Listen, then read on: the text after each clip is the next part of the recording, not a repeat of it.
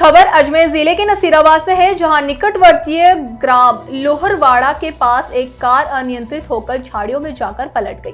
Car में 4 व्यक्ति बैठे हुए थे, जिनको राहगीरों ने बाहर निकाला। गनीमत रही कि कार पलटने से कार में बैठे लोगों को कोई चोट नहीं आई। वहीं दुर्घटनाग्रस्त कार को क्रेन की सहायता से झाड़ियों से फंसी कार को बाहर निकाला गया।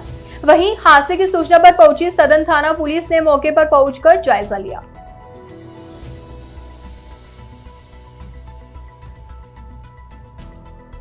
शहर के एक निजी हॉस्पिटल केशव पोरवाल में इलाज में लापरवाही के चलते 8 साल की बच्ची की हुई मौत।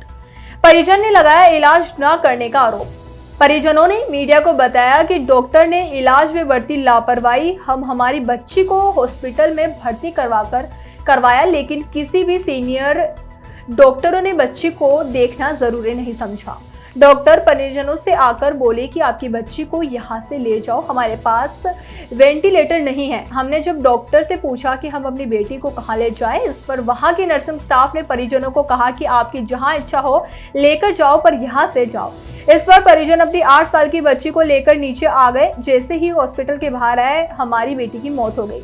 परिजनों ने कहा कि हमें इस हॉस्पिटल पर कानूनी कार्रवाई चाहिए, ताकि फिर किसी बेटी की मौत ना हो। इतना बड़ा हॉस्पिटल, सुविधाएं कुछ भी नहीं, फिर भी अपनी जेब भरने के चक्कर में मरीजों को भर्ती कर देते हैं। वहीं हॉस्पिटल में कार्यरत डॉक्टर प्रवीण ने बताया कि हमने ट्रीटमेंट दिया था।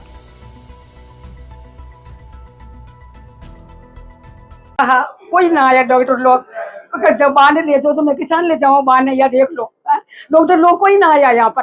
तो ये औरतें है तो ये तो आदमी, अगर औरतें तो कट जाती है। आप देख लो यहाँ ये भारी हॉस्पिटल में दो रहता हूँ मैंने, और इसमें चल भाई वो पकड़ लो, या इनमें इलाज नहीं, या तो पता इलाज कटे हो तो बच्चे आप देख लो कुछ होने भी नहीं हो रही है। मान भारी सब मन करा, कोई डॉक्टर लोग ना आया, या देख लो आप। बच्चे को बुखार आई रात को ऊपर से कराया, ठीक है, बस बुखार आई, बिल्कुल बुखार आई तो सुबह मिल तो निकालो तो जल्दी। वो रात का डॉक्टर रात में चले गया, सुबह मिला। अब दूसरा आ गया तो कार्रवाई ये भी कौन कही, आप देख लो। और मैं कुछ जानती भी नहीं, ठीक है, वही तो कैसे मिला। मेरा नाम शांति है, मैं दादी हूँ। बयाना क्षेत्र में कई दिनों से लगातार हो रही बारिश के बाद बयाना उपखंड और भरतपुर जिले का सबसे बड़ा बंद बारेठा बांध ओवरफ्लो होने के बाद बांध के गेटों को खोलकर ओवरफ्लो पानी ककुन नदी में छोड़ा जा रहा है। यह ओवरफ्लो पानी अब कई गांवों में घुसकर गांव में भी तबाही मचाने लगा है, जिससे ग्रामीणों का जनजीवन भी प्रभावित हो रहा है। जल संसाधन विभाग के सहायक अभियंता दशरथ सिंह ने बताया कि बरेठा बांध के ओवरफ्लो होने पर 3 गेट को खोलकर उनसे 30,000 क्यूसेक पानी प्रति सेकंड की स्पीड से पानी की निकासी कर ककुंद नदी में छोड़ा गया। भरतपुर के जिला कलेक्टर डॉक्टर अमित यादव और बयाना के एसडीएम राजीव शर्मा ने भी बांध और नदी क्षेत्र के गांवों का दौरा कर आवश्यक दिशा निर्देश दिए हैं। राजसमंद जिले के भीम में प्रतिवर्ष की भांति इस वर्ष भी भादवी पांचम पर वीर तेजा मेला भीम के पाटिया ग्राउंड में मुख्य अतिथि विधायक प्रतिनिधि रणजीत सिंह कार्यक्रम की अध्यक्षता की। मेले के रात्रि जागरण में विशाल भजन संध्या का आयोजन हुआ। द्वारकाधीश म्यूजिकल ग्रुप भीम टोटगढ़ द्वारा भजन कीर्तन के साथ धार्मिक प्रस्तुतियां भी प्रस्तुत की गई। मगरा क्षेत्र का विशाल मेला होने के कारण गुजरात, महाराष्ट्र, मध्य प्रदेश, दिल्ली और अन्य राज्यों से यहाँ के गए हुए प्रवासी प्रतिवर्ष की भांति इस वर्ष भी मेले में सैकड़ों की तादाद में शिरकत की। परंपरा अनुसार तेजा मंदिर पर विशाल ध्वज चढ़ाने पहुंचे।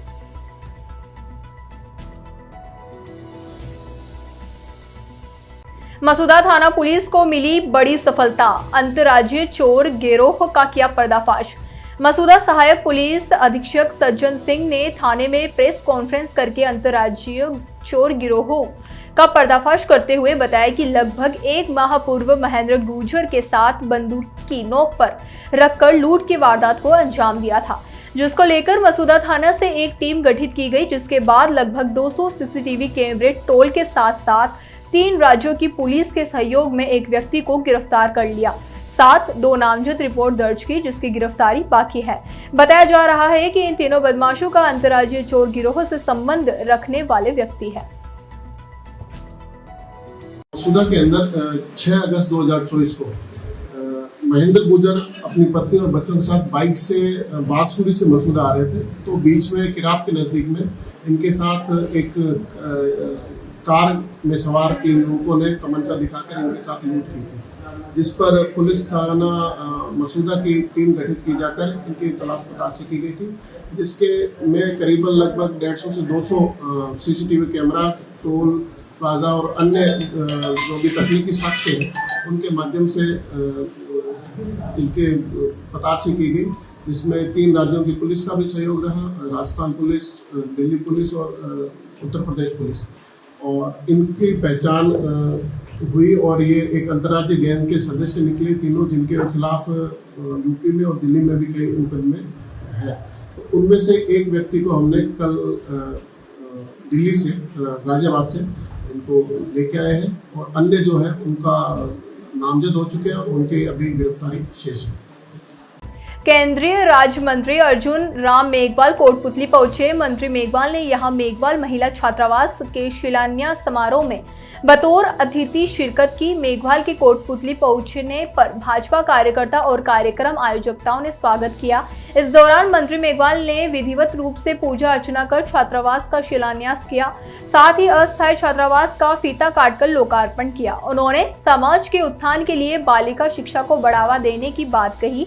साथ ही उन्होंने कहा कि हरियाणा में चुनावों को लेकर मेघवाल ने तीसरी बार हरियाणा में भाजपा की सरकार बनने का दावा किया। कहा कि भाजपा गुड गवर्नेंस और नीतियों के आधार जीत दर्ज करेगी। साथ ही मंत्री ने देश की कानूनी व्यवस्था को लेकर कहा कि मोदी सरकार ने कानूनी व्यवस्था के लेकर बदलाव किया है, पीड़ितों को जल्द न्याय मिले इसके लिए भी संशोधन किए हैं। आज का कार्यक्रम सामाजिक समरसता जैसा कार्यक्रम, मैं आया अतिथि के रूप में, राव साहब आए, यहाँ जयपुर ग्रामीण के सांसद हैं, और देवी सिंह जी आए, और हमारे राजेंद्र जी यादव आए, हमारे सैनी साहब भी आए, पुष्पा जी सैनी जी भी थी। तो ये एक सामाजिक समरसता जैसा कार्यक्रम है। जब सामाजिक समरसता का भाव समाज में बढ़ेगा तो प्रत्येक समाज का उत्थान संभव है। इसलिए आज जो मेघवाल समाज ने यहाँ एक कार्यक्रम हाथ में लिया कि हम महिलाओं के लिए, लड़कियों के लिए एक छात्रावास बनाएंगे, उनका हुनर भी अच्छा बने और स्किल डेवलपमेंट का काम भी करे, तो आने वाले समय में आज गणेश चतुर्दशी के दिन जो काम शुरू हुआ है कोटपुतली मेघवाल समाज के द्वारा, मुझे लगता है ये बहुत भव्य रूप लेगा, ऐसा मैं मानता हूँ। सर, हरियाणा में चुनाव है और इस बार को गठबंधन में नहीं है, साथ में ये पार्टी, क्या सरकार बना पाएगी? देखिए, हरियाणा में हम तीसरी बार सरकार बनाने जा रहे हैं। मेरे पास भी हरियाणा में कुछ जिम्मेदारी है, इसलिए मैं कह रहा हूँ जिस तरह से कांग्रेस बैक फुट पे आई है, वहाँ के लोग कह रहे हैं कि आम आदमी पार्टी से समझौता नहीं करना चाहिए, लेकिन कांग्रेस के मुखिया कह रहे हैं कि हमें आम आदमी पार्टी से समझौता करना है। इसका मतलब क्या है? कॉन्फिडेंस नहीं है ना उनमें।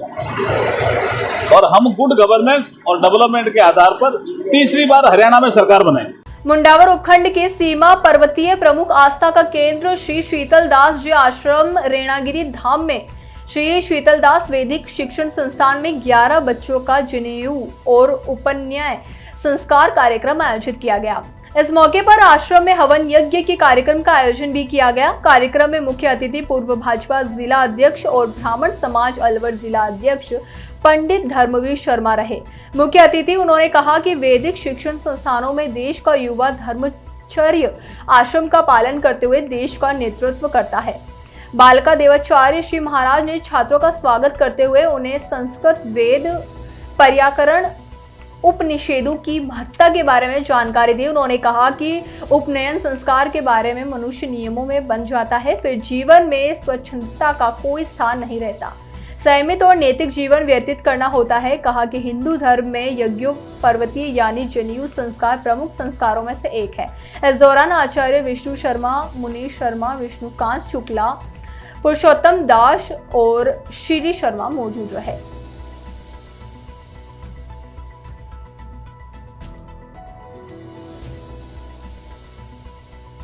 बयाना कस्बे में इन दिनों चहू और गणपति बप्पा मोरिया के जयकारों की गूंज सुनाई दे रही है। वहीं कस्बे में जगह जगह गणेश पंडाल भी सजे हुए हैं। गणेश चतुर्थी के अवसर पर यह गणेश महोत्सव बयाना कस्बे में पूरी एक सप्ताह तक विभिन्न धार्मिक और सांस्कृतिक कार्यक्रमों के साथ धूमधाम से मनाया जाएगा। यह कार्यक्रम कहीं 5 दिनों तो कहीं पूरे 7 दिनों तक जारी रहेगा। कार्यक्रम में गणेश भक्तों और श्रद्धालुओं ने बढ़ चढ़कर भाग लिया।